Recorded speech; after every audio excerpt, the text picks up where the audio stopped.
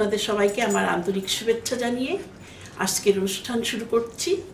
আমি Maya Alam, Bangla news TV Los Angeles. Bangla news TV Los Angeles থেকে প্রচারিত সাপ্তাহিক সংবাদ পর্যালোচনায় সাথে আছি আমি তাহিয়া পাপড়ি।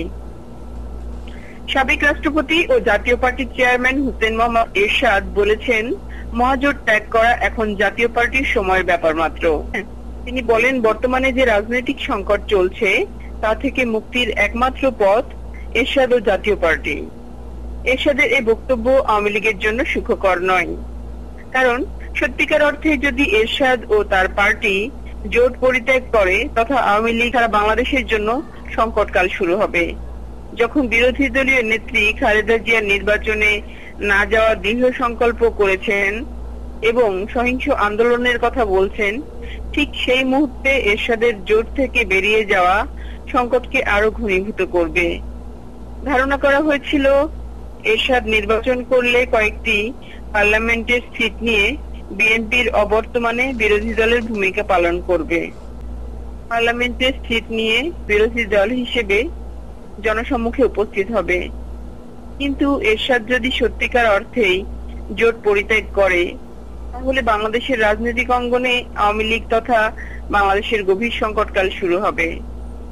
জাতির এই সংকটকালে দেশপ্রেমিক নাগরিক ও বুদ্ধিজীবী শ্রেণী একত্রিত হয়ে তৃতীয় ধারার রাজনীতির উদ্ভব হলেই বাংলাদেশের সংকট উত্তরণ হবে বলে আমরা মনে করি। নির্দলীয় সরকারের রূপরেখা নয়, বিএনপি এখন সরকারের বিরুদ্ধে লাগাতার আন্দোলনের কথা ভাবছে বলে জানিয়েছেন বিএনপির স্থায়ী কমিটির সদস্য ব্যারিস্টার মওদুদ আহমেদ। সহিংস আন্দোলন এবং বিশৃঙ্খলা সৃষ্টি করা গণতন্ত্র বিরোধী। গণতন্ত্রের জন্ম হয়েছিল বিশৃঙ্খলা থেকে রক্ষা করে। শান্তিপূর্ণভাবে সরকার পরিবর্তনের নাম গণতন্ত্র। তবে এখানে জনগণের ইচ্ছাকেই প্রাধান্য দেওয়া হয়।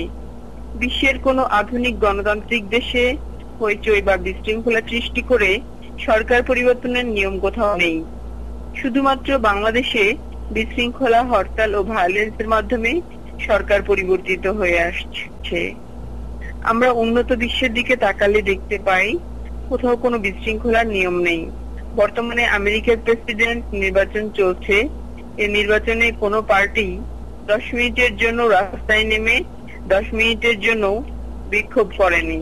এদিকে বিরোধী আন্দোলন মোকাবেলা করতে আওয়ামী নেতাকর্মীরা মাঠে নামবে, তাই চলছে তারই এক প্রস্তুতি পর্ব। শোকের মাস আগস্ট মাস শেষ হলেই বেরিয়ে পড়বেন তারা। এজন্য 12টি টিম গঠন করা হয়েছে। এই টিমে মন্ত্রী প্রতিমন্ত্রীরাও রয়েছেন। টিমগুলো ঢাকার বাইরে যাওয়া শুরু করবে। প্রধান বিরোধী দল বিএনপিকে মোকাবেলা করতে সারা দেশব্যাপী দৃঢ় অবস্থান আওয়ামী লীগের। আমরা আশা করব আওয়ামী লীগের নেত্রী ও বঙ্গবন্ধু কন্যা শেখ হাসিনা ও সুযোগ্য প্রধানমন্ত্রীকে আমরা অনুরোধ করব সহিংসতার পথে না যেতে। বিরোধী দলীয় নেত্রী খালেদা জিয়ার সাথে কথা বলে বিষয়টা ফয়সালা করা, অথবা আওয়ামী লীগের সেক্রেটারি ও প্রভাবশালী নেতা বিএনপি নেতার সাথে কথা বলে একটি সুষ্ঠু আলোচনার এনভায়রনমেন্ট সৃষ্টি করা, দেশকে রক্ষা করা ও সুযোগ্য নেতৃত্ব সৃষ্টি করা। দেশের সংকটকালীন সময়ে সুযোগ্য নেতৃত্ব সৃষ্টি হয়। Tahiya Papri, Bangla news TV, Los Angeles. Bangla news TV থেকে আমি তাহিয়া পাপড়ি বলছি। আজকে পরিচয় করিয়ে দিচ্ছি সঙ্গীত শিল্পী নিনা রহমানের সাথে। তিনি বসবাস করেন যুক্তরাষ্ট্রের ক্যালিফোর্নিয়া স্টেটের সান ফ্রান্সিসকোতে। প্রিয় দর্শক, আপনারা তাকে চিনে থাকবেন। বাংলাদেশের প্রতি তার গভীর মমতাবোধ ও বাংলা গানের প্রতি তার প্রবল অনুরাগ।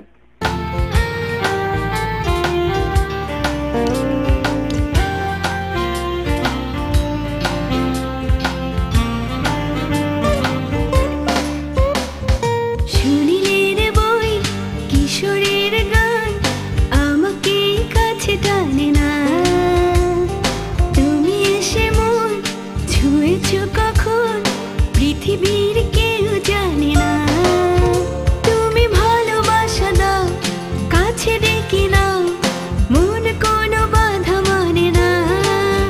তুমি ভালোবাসা দাও, কাছে ডেকে নাও, এমন কোনো বাধা মানে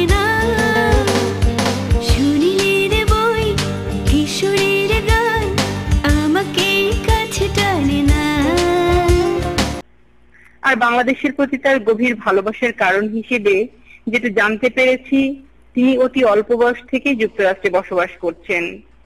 তিনি টেক্সাসের অস্টিন থেকে ফিন্যান্সে স্নাতকোত্তর ডিগ্রি লাভ করেন। শুধু গানের প্রতি অনুরাগের কারণেই তিনি বেশি দিন চাকরি করতে পারেননি।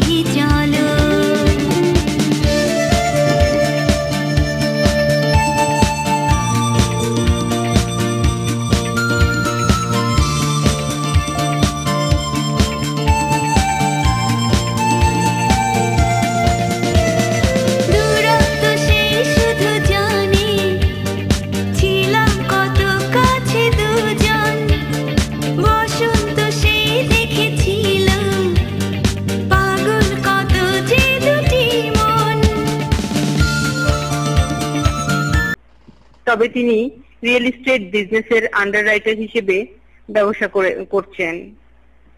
তার হাজবেন্ড একজন ইঞ্জিনিয়ার। সঙ্গীতের ব্যাপারে তিনি তার সহধর্মিণীকে যথেষ্ট সহযোগিতা করেন।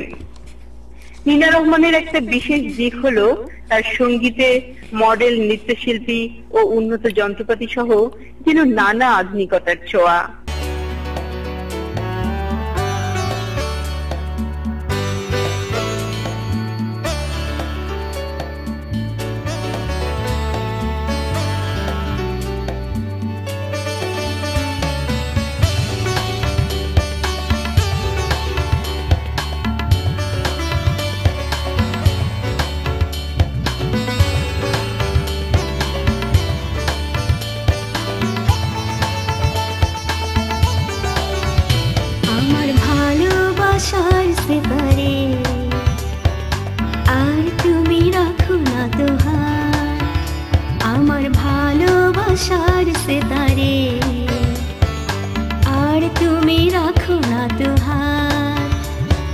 স্বপ্নের গান তাই শুনি না আমি যেন কত দিনে রাত, আমার ভালোবাসার সেতারে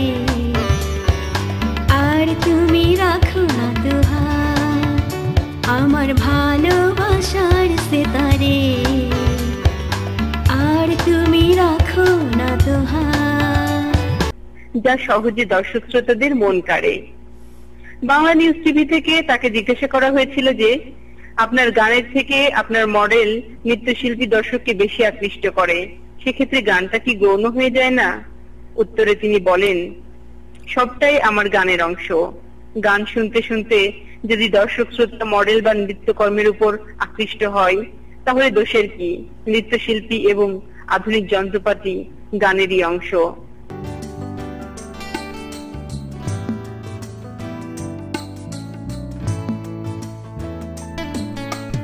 তারায় তারায় সেজেছে নীলিমা, কথায় সেজেছে আজ মন।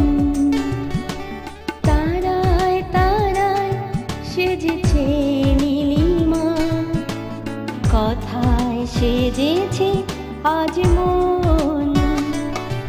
তোমার আমার দেখা হবে বলে, তোমার আমার দেখা হবে বলে, পৃথিবীতে কত আয়োজন। তারায় তারায় সেজেছে নীলিমা, কথায় সেজেছে আজ মন। ও তারায় তারায় সেজেছে নীলিমা।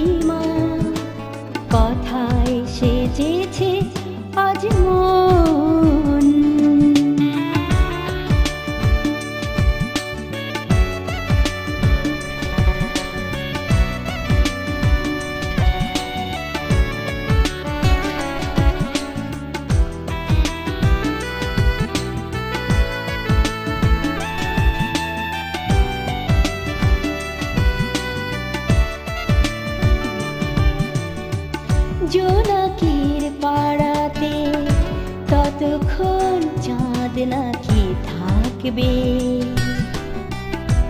আমার দু চোখে যতক্ষণ তুমি চোখ রাখবে জোনাকির পাড়াতে ততক্ষণ চাঁদ নাকি থাকবে আমার দু চোখে যতক্ষণ তুমি চোখ রাখবে হাওয়ায় এসে বনে যায় রাত বুঝি চলে যায় চুপচাপ কেন গো দুজন তারায় তারায় সেজেছে নীলিমা কথায় সেজেছে আজ মন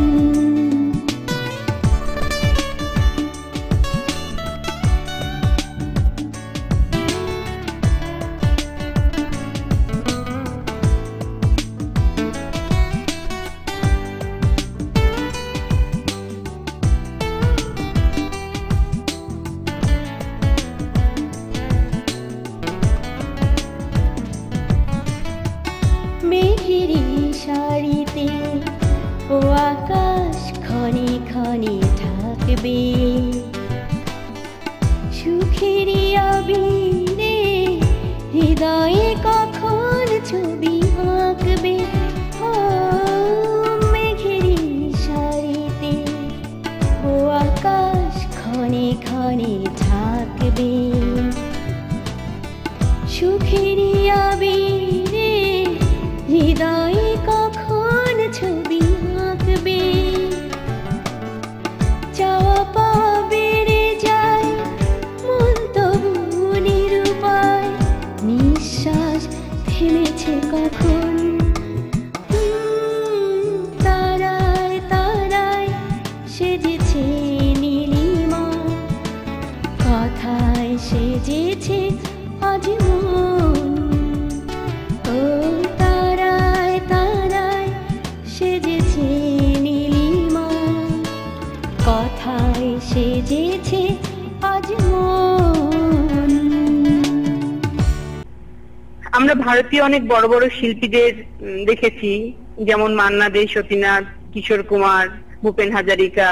তারা জায়গায় বসেই হারমোনিয়াম বা পিয়ানো বাজিয়ে অনেক গান একটানা শেষ করে ফেলেন।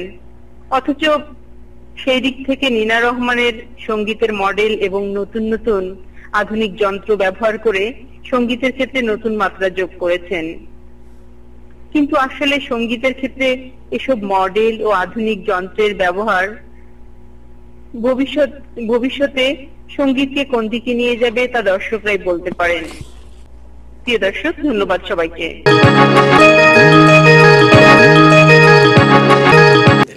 বাংলাদেশে কেন গণতন্ত্র কাজ করছে না, আমি ব্যক্তিগতভাবে মনে করি সবসময় বাংলাদেশের নেতৃবৃন্দকে দোষ দেওয়া হয়, যারা রাষ্ট্র চালান, বিরোধী দল, তাদেরই দোষ দেওয়া হয়, দায়ী করা হয়। কিন্তু আমার মনে হয় জনগণের কিছুটা দায়িত্ব নিতে হবে, কারণ ওনারা জনগণরা পার্টিসান যে আওয়ামী লীগকে সমর্থন করেন, বর্তমান হাসিনা সরকারকে সম্পূর্ণভাবে সমর্থন করেন। সে ভুল করলেও সমর্থন করবেন, অন্যায় করলে সমর্থন করেন।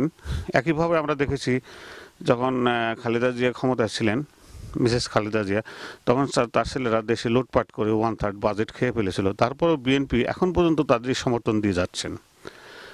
বিএনপি কর্মী না শুধু সাধারণ মানুষও। কাজেই আমাদের ভেবে দেখতে হবে আমার কথা বা সাধারণ মানুষের কথা কে বলে এবং সে সৎ কিনা, সত্য কথা বলে কিনা, আমার সৎ কিনা, এগুলো এই কারণে এই গণতন্ত্র কাজ করছে না বলে আমার ধারণা। এটা হলো সন্ত্রাসের রাজনীতি, ধ্বংসের রাজনীতি জনসাধারণকে বোঝানো হচ্ছে। যার উত্তরাধিকার সে কোত্থেকে আপনাকে আমি বলছি, সে উত্তরাধিকার হলো আমাদের স্বাধীনতা সংগ্রামের উত্তরাধিকার এবং তার আগে ব্রিটিশ থেকে স্বাধীনতার উত্তরাধিকার। সেই সময় যে ধরনের রাজনীতি ছিল, সেই রাজনীতিকে বলা হয় সেটা অনেকটা সন্ত্রাস। অনেকে সমর্থন করেছে যে সন্ত্রাসের মাধ্যমে ব্রিটিশকে ভয় দেখাতে হবে। পরবর্তীকালে আমরা এটাও শুনেছি যে সেখানে প্রয়োজন হলে সেখানে আমরা হত্যাকাণ্ড সংঘটিত করতে হবে ইত্যাদি ইত্যাদি ইত্যাদি, দেশকে উপনিবেশিবাদের হাত থেকে রক্ষা করতে হবে। সেটার যদি আপনি উত্তরাধিকারী হন, আপনি যদি সেই পথে চলেন, তা জনসাধারণকে সেভাবে উত্তেজিত করেন, তাহলে সেই গণতন্ত্রকে আপনি পরাজিত করছেন। গণতন্ত্র, আপনার মনোভাব পরিবর্তন করতে হবে। আপনার মনোভাব পরিবর্তন করার অর্থ হচ্ছেই যে একসময় যে ধরনের রাজনীতির প্রয়োজন ছিল স্বাধীনতার আগে বা স্বাধীনতার সময়ে, বা যুদ্ধ করার প্রয়োজন ছিল, এখন আর সেই যুদ্ধ করার প্রয়োজন নেই। এখানে একটা ইম্পর্টেন্ট পয়েন্ট আসছে, দুটো পয়েন্ট, আমরা ওই পয়েন্টটা পরে যাচ্ছি। প্রথম পয়েন্ট হচ্ছে এই যে আপনি বলছেন যারা বোদ্ধা রাজনীতিবিদ, মানে যারা শিক্ষিত লোক, যারা নাকি সত্যিকার দেশের কল্যাণ করতে পারেন বা করতে চান, তারা রাজনীতিতে যাচ্ছেন না। এটা কার দুর্বলতা? দেশের দুর্বলতা, আমার জাতির দুর্বলতা। জাতি কিছু সন্তান নিশ্চয়ই ভালো প্রডিউস করছে, যারা দেশের রাজনীতি অর্থনীতি বুঝেন, তারা রাজনীতিতে যাচ্ছেন না। না যাওয়ার কারণেই থার্ড গ্রেডের লোক, যারা নাকি ব্যাকবেঞ্চার বলে আমেরিকান ভাষায়, তারা রাজনীতি করেন বলে সমস্যাটা হচ্ছে। এটা কি আপনার ধারণা? তাহলে কিভাবে তাদের, কেন তারা আসেন না, এই প্রশ্নটা। গণতন্ত্রের জন্য একটি উপযুক্ত ক্ষেত্র তৈরি করতে হবে, এবং সেই ক্ষেত্র তৈরির দায়িত্ব হচ্ছে, আমার মতে ক্ষেত্র তৈরির দায়িত্ব হলো শিক্ষিত বুদ্ধিজীবী সম্প্রদায়। জানি না কি কারণে বাংলাদেশে এক এক সময় এক অদ্ভুত রকমের অবস্থা সৃষ্টি হয়। এখন যেটা সৃষ্টি হয়েছে সেটাকে আমি নাম দিয়েছি পরিবারতন্ত্র। পরিবারতন্ত্র মানে হচ্ছে যে পিতা মারা গেলে তার কন্যাকে দেশের নেতা বা নেত্রী, যেটাই বলুক, পুত্র কন্যা, কন্যা হলে নেত্রী, দেশের নেত্রী বানাতে হবে। অথবা স্বামী মারা গেলে স্ত্রীকে টেনে নিয়ে আসতে হবে, বা তার ছেলেকে টেনে নিয়ে আসতে হবে, পুত্রকে টেনে নিয়ে আসতে হবে, না কন্যাকে টেনে নিয়ে আসতে হবে। এটার মানেটা কি আমি এখনো বুঝি না।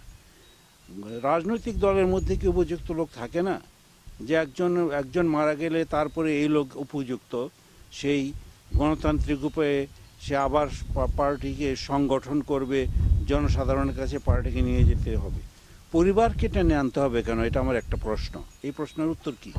এই প্রশ্নের উত্তর আমার কাছে নয়, আমি যেটা মনে আছে সেটা হলো কি, আওয়ামী লীগ ভেঙে টুকরো খণ্ড খণ্ড হয়ে যাচ্ছিল। ডক্টর কামাল হোসেন আর কয়েকজন মিলে হাসিনাকে নিয়ে আসলেন লন্ডনে, উনি বসবাস করতেন, শেখ হাসিনা, তাকে যে তোষামত করে রাজি করাতে হয়েছে। আবার এদিকে যখন নাকি জেনারেল জিয়া মারা গেলেন, তখন বিএনপি ভেঙে চুরমার শেষ হয়ে যাচ্ছে। যে মিসেস জিয়া নিজে, উনি হাউস ওয়াইফ, কোনোদিন রাজনীতি চিন্তাও করেন নাই, এবং উনি বক্তৃতা দিতেও জানতেন না। তখন তাকে কয়েকজন মিলিটারি অফিসার এবং কিছু বিএনপির তৎকালীন কর্মীরা রাত ভরে তাকে ট্রেনিং দিতেন ছাদে বসে, যেইভাবে বক্তৃতা দিতে হয়। তারপর দীর্ঘ সময় তাকে ড্রাফট করে দিতেন সেক্রেটারিয়েটের লোকজন বা শিক্ষিত লোকজন। তারা নিজেরা না যে শিখনটি দাঁড় করানোর জন্য দায়ী, আমার মনে হয় সম্ভবত আমাদের জনগণই হবে। তা নাহলে জনগণ এই শিখনটিদের সমর্থন কেন দেন? আর এখানে ইন্টেলেকচুয়াল জনগণ যারা ছিলেন, তারাই বা তখন দ্রুত রাজনীতিতে এসে ভ্যাকুয়ামটা পূরণ করলেন না কেন? আওয়ামী লীগ বিশাল পার্টি, সেখানে প্রচুর ইন্টেলেকচুয়াল আছে, আমি জানি। বিএনপিও বিশাল পার্টি, সেখানে প্রচুর বুদ্ধিমত্তা, বুদ্ধি সম্পন্ন লোক আছে। তারা এগিয়ে না এসে বারবার শিখনটি দিচ্ছেন, তাহলে মনে হয় জনগণ শিখনটি দেখতে চান নাকি? হ্যাঁ, খুব সুন্দর প্রশ্ন আপনি তুলেছেন, যে জনসাধারণ কেন ওদেরকে সমর্থন করে সবসময়, যার জন্য পরিবারতন্ত্র তৈরি করতে হয়। কেন সেই রাজনৈতিক দলের মধ্যে আরেকজন, যে এখন নেতা যদি না থাকে তাহলে পরবর্তী নেতা কে হবে, সেটা রাজনৈতিক দলগুলো তৈরি করতে পারে না। কেন পরিবারের কাছে যেতে হয় দলের ভাবমূর্তিকে ধরে রাখার জন্য? এই প্রশ্নের জবাব কি? এই প্রশ্নের জবাবের জন্য আরও অনেক পেছনে চলে যেতে হবে আমার মনে হয়। আমি এটা নিয়ে গভীরভাবে চিন্তা করেছি। আমি চিন্তা করে দেখেছি যে এটা বিরাট ব্যবধান তৈরি হয়ে গেছে আমাদের দেশে বুদ্ধিজীবী এবং রাজনীতিবিদদের মধ্যে। আমার পরিষ্কার মনে আছে, আমি বহুদিন থেকে সেই কথা চিন্তা করেছি। আমি যখন স্কুলের ছাত্র ছিলাম, সেই সময় এক শিক্ষক একদিন ক্লাসে এক ছাত্রকে বকা দিতে গিয়ে বলেছিল, তুমি লেখাপড়া করো না কেন, তুমি কি রাজনীতি করবে? তার এই কথাটা আমার এখনো মনে আছে। তার অর্থ হচ্ছে কি, যারা লেখাপড়া করবে না তারাই রাজনীতি করবে। এই মনোভাব যতদিন পর্যন্ত বাংলাদেশে থাকবে, ততদিন পর্যন্ত বাংলার কবি ওই ধরনের কবিতা লিখবেন। আমার সে কবিতা এখনো মনে আছে, আমাদের দেশে হবে সেই ছেলে কবে, কথায় না বড় হয়ে কাজে বড় হবে। আমাদের দেশে কেউ কাজ করে বড় হয়েছে, কাজ করে রাজনৈতিক দলের নেতা হয়েছে, ভালো কাজ করে, যে দেখো আমি এই কাজ করি, আমি দেশের জন্য এই চিন্তা করি, আমি গেলে এই ক্ষমতায় গেলে আমি এই সমস্ত কাজগুলো করব, এবং এখনও কাজ করে দেখাচ্ছে। আমি একটু উদাহরণ দিতে পারি আপনাকে ভালো কাজ করার। সেটা হলো ডক্টর মোহাম্মদ ইউনূস। ডক্টর মোহাম্মদ ইউনূস কাজ করেছেন গ্রামের মানুষের মধ্যে গিয়ে গিয়ে, কতগুলো কাজ যেগুলো আগে কখনো ছিল না আমাদের দেশে। এই তেভাগা সমিতি করা, যখন উনি গ্রামীণ ব্যাংক করেন তারও আগের কথা, সেই 1976-এর কথা, যখন আমি চট্টগ্রাম বিশ্ববিদ্যালয়ে পড়াই, তখন আমি দেখেছি কীভাবে গ্রামের মধ্যে গিয়ে উনি কাজ করেছেন। আমার খুব দুঃখ যে আমাদের দেশে বুদ্ধিজীবীরা এই ধরনের কাজ কেউ করছেন না, শুধু কথা বলছেন, বক্তৃতা দিচ্ছেন, এবং সে বক্তৃতার সারাংশ হচ্ছে ক্ষমতাসীন সরকারকে উৎখাত করতে হবে। সে বক্তারা কখনো বলছেন না যে আমার প্রোগ্রাম এই। আমি এখন আশা করি, এখন যারা রাজনীতি করতে চান তাদের কাছে আমি একটি প্রশ্ন করতে চাই, আপনি একটি বিতর্ক সভায় অংশগ্রহণ করুন, আপনি বলুন যে বর্তমান সরকার এই খারাপ কাজগুলো করেছে, একটা তালিকা তৈরি করে জনসাধারণের সামনে উপস্থিত করেন, এবং আমি ক্ষমতায় গেলে আমি এই কাজগুলো করব। আপনি বক্তৃতা যেটা দিচ্ছেন, কথায় বলে বড় হচ্ছেন, কথা বলে বলে আমাদের দেশে লোকজন সব কিছু হয়ে যাচ্ছে, কাজ কি করবেন জিজ্ঞেস করলে কোনো ভালো উত্তর দিতে পারছেন না। আমার মনে হয় এটাই হচ্ছে আসল সমস্যা। আচ্ছা, এখানে একটা খুব বড়নীয় লোকের কথা আপনি নিয়ে আসেন, ডক্টর ইউনূস। উনি এক্সেপশন, মানে ধরেন 14 কোটির মধ্যে একা বেরিয়ে আসছেন। এরকম 10টা ইউনূস হলে হয়তো দেশের পরিবর্তনটা একটু সুন্দর চোখে পড়তো। আমি সেই প্রসঙ্গে যাচ্ছি না, আমি যাচ্ছি যারা রাজনীতি করেন। এবং ডক্টর ইউনূসের বাইরে বলতে হয়, ডক্টর ইউনূসকে আমি সরাসরি জিজ্ঞাসা করেছিলাম যে আপনি রাজনীতি করতে যে কেন পিছিয়ে আসলেন। উনি বলেছিলেন যে শেখ হাসিনা বা খালেদা যাকে রিহ্যাবিলিট করতেছে ওই সমস্ত লোকই আমার কাছে আসছে আমার দলে জয়েন করতে, যারা রিহ্যাবিলিট করতে পারেন নাই বা যারা ওখানে স্থান পান নাই। কিন্তু আমি যাদের চাই ইন্টেলেকচুয়াল, বুদ্ধিমান, শিক্ষিত লোক, সেই সমস্ত লোক কেউ রাজনীতিতে আসতে রাজি হন নাই। কাজে আমি শুধু ওই খারাপ লোকদের রিহ্যাবিলিট করার দায়িত্ব আমি নিতে চাইনি বলে আমি সরে আসছি। এই যে কথাটা, তাহলে ঘুরে ফিরে একই আসি আবার। সেটা হলো কি, সাধারণ জনগণ এবং ইন্টেলেকচুয়ালরা দায়িত্ব নিচ্ছেন না বললেই, যারা নাকি অ্যাকচুয়ালি, এই যে আপনি বললেন যে রাজনীতির প্রোগ্রাম দিতে, আমি বহু এমপির সাথে কথা বলেছি এবং প্রাইম মিনিস্টার হয়েছেন এই জাতীয় দু একজনের সাথে কথা বলেছি। তারা নিজেরাই জানেন না রাষ্ট্র প্রোগ্রাম কি দিতে হবে, অর্থনৈতিক প্রোগ্রাম কেন দিতে হবে। ওনা মনে করেন যে চিল্লাচিল্লি করে হইচই করে রাষ্ট্রীয় ক্ষমতা গেলেই সব ঠিক হয়ে যাবে, বা তা অন্যের ঠিক হয় কিনা জানি না, তাদের তো ঠিক হয়। যে সেটাই কথা হলে, তাইলে কি আমরা বদ্ধা জাতি, একটা বন্ধা জাতি, যেই জাতি ভালো লোক প্রডিউস করতে পারে না, যেই ভালো লোক 300 লোক, বেশি তো দরকার হয় না, 300-400 লোক দরকার হয়, সেই লোক দেশ চালিয়ে তাদের উন্নতি করবে, তা প্রডিউস করতে পারে না, এটা কি তাই ধরে নেব যে আমাদের জাতিগত কোনো দোষ আছে? কুদ্দুস সাহেব, প্রশ্ন খুব কঠিন, কিন্তু উত্তরটা মুখের মধ্যে এসে গেছে। একজন কবির কথা মনে পড়ে আমার, সে কবি হচ্ছে মাইকেল মধুসূদন দত্ত। মাইকেল মধুসূদন দত্ত বলেছিলেন, হে বঙ্গ, ভাণ্ডারে তব বিবিধ রতন, তার সবে অবোধ আমি অবহেলা করি, পরধন লোভে মত্ত করুণ ভ্রমণ। যখন উনি বিদেশে গিয়েছিলেন তখন এই কথা বলেছিলেন। আমি জানি বাংলাদেশের ভাণ্ডারে বিবিধ রতন আছে, রত্ন। আমিও মাঝে মাঝে তাদের বক্তৃতা শুনি, মাঝে মাঝে তারা আলোচনা সভায় আসেন। আমি তাদের প্রতি আমার অপরিসীম শ্রদ্ধা। মনে মনে আমি চিন্তা করি, এই সমস্ত লোকগুলো এত গভীর চিন্তা ভাবনার অধিকারী, এবং দেশের মৌলিক পরিবর্তনের জন্য তো কত কিছু তাদের প্রোগ্রাম আছে, কিন্তু রাজনীতির অঙ্গনে তাদেরকে আমি দেখতে পাই না, কখনো দেখতে পাই না যে তারা রাজনীতিতে অংশগ্রহণ করছেন। রাজনীতির প্রতি তাদের অনীহা, রাজনৈতিকদের ওনারা ঘৃণা করেছেন। আমি দেশে যখন বিশ্ববিদ্যালয়ে অধ্যাপনা করতাম, আমাদের যে আলোচনাগুলো হতো কাজের অবকাশে, সেখানে প্রধান কাজ ছিল রাজনীতিবিদদের গালাগালি করা, আর কোনো কাজ ছিল না। এই সমস্ত নেতাদের বলা হতো ওরা তো কারখানার ওই শ্রমিকদের নেতা, ওই লাঠিবাজি করা, চাঁদাবাজি করা ছাড়া ওদের আর কোনো কিছু নেই, ক্ষমতায় কোনোভাবে মারপিট করে ক্ষমতা যেতে চায়। তাই বলতাম, তাহলে এই সমস্ত মারপিটের লোকগুলো ওরাই তো একদিন দেশের রাজা হবে। রাজনীতি মানে হচ্ছে রাজা হওয়ার জন্য নীতি, তাহলে ওরাই তো একদিন গিয়ে ক্ষমতা দখল করবে। যারা বলছে তারা অধীন কাজ করে। হ্যাঁ, এবং আপনি তাদেরকে মানতে হবে, দেশের কোনো মঙ্গল হবে না। তাই হচ্ছে এখন দেশে। আসলে আমাদের উচিত এখন দৃষ্টিভঙ্গি পরিবর্তন করা। আমাদের আসলে বিশ্ববিদ্যালয়ে বসে থাকলে বুদ্ধিজীবীরা বা বড় বড় আইনজীবীরা, আমি শুধু বলছি না যে বিশ্ববিদ্যালয়ের শিক্ষক এবং আইনজীবী এবং বড় বড় ব্যবসায়ী হতে পারেন, একজন ডাক্তার ইঞ্জিনিয়ার হতে পারেন, একজন বড় সাংবাদিক হতে পারেন, তাদেরকে রাজনীতির দিকে মনোযোগ দিতে হবে এবং ভাবতে হবে যে আমরা রাজনৈতিক দলে অংশগ্রহণ করতে হবে। আপনি যেটা বললেন একটু আগে, ডক্টর ইউনূস যাদের কিনে রাজনীতি করতে চেয়েছিলেন, ওনারা আসেননি। কেন আসেননি? ওদের আসা উচিত ছিল। আজকে যদি ওনারা যোগদান করতেন, একটা নতুন রাজনৈতিক দল গঠন করা যেত। আমার মনে হয় আমাদের দেশের ভাগ্যাকাশে একটা পরিবর্তন দেখা যেত, একটা উল্লেখযোগ্য পরিবর্তন রাজনৈতিক আকাশে। আচ্ছা, আপনাকে খুব আশাবাদী মনে হয়? অভিযোগকে আশা থাকা ভালো, একটা জাতির জন্য নিশ্চয়ই আমরা আশা ভালো করব, কিন্তু সমস্যা হলো কি যে বারবার একই ঘটনা। সেটা হলো কি যে আমি একবার একটা রিসার্চ টিমের মধ্যে ছিলাম। আমার এই প্রশ্নটা আজকে না, প্রায় 30 বছর যাবৎ আমি লালন করে আসছি, কেন ভালো লোক রাজনীতিতে আসে না, শিক্ষিত লোক। ভালো বলতে আমি শিক্ষিত বলছি, শিক্ষিত মানে এই যারা নাকি রাষ্ট্রের অর্থনীতি কী হবে, রাষ্ট্রনীতি কী হবে সেই সম্বন্ধে সুস্পষ্ট ধারণা রয়েছে, এরকম লোকের কিন্তু অভাব নাই। তারা অন্য রাষ্ট্রে যে সাহায্য করছেন, বিভিন্ন মডার্ন স্টেটে যে অন্য সাহায্য করেছেন।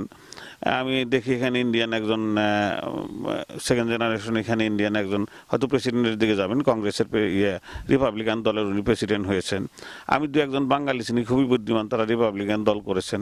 তো এই লোকগুলো আমাদের নিজের দেশে যে কেন করেন না, তা আমি এর কিছু, ডক্টর কামাল হোসেনের সাথে আমার একবার কথা হয়েছিল। উনি বলেছেন যে আমি ভোট পাই না, ভোট পাই কে, ওই যে কি সর্দার, মানে এসে খালেক, উনি এসে বলতে পারেন না, এসে খালেক বলেন, শিক্ষার দীক্ষার নাই, উনি এমপি হয়েছেন, বারবার ডক্টর কামালকে পরাজিত করেছেন। তাহলে আমরা যদি একটা জিনিস বুঝি, সেটা হইল কি, ডক্টর কামাল হোসেনদের মতো শিক্ষিত লোক যাদের ভিশন আছে, এবং ডক্টর ইউনূসের কথা বলে যাদের ভিশন আছে, তাদের দিকে জনগণ ভোট না দিয়ে ভোট দেয় যারা নাকি যাদের ভিশন নাই, তারা তাদের মতো করে কথা বলে, কারণ চিৎকার করে কথা বলে, হইচই করে, তাদের মতো করে কথা বলে। তাহলে কি আমাদের দেশ জাতির কোনো দুর্বলতা আছে যে তাদের টানতে পারে না? আমাদের সময় যে শেষ হয়ে গেল, এবার তাহলে যাবার পালা। ওটাই শনিবার আবার টিভি খুলুন, দেখুন। আমাদের ভুল ত্রুটি হলে আমাদের জানাবেন, আমরা সংশোধনের চেষ্টায় থাকব। আপনাদের সবাইকে প্রীতি ও শুভেচ্ছা।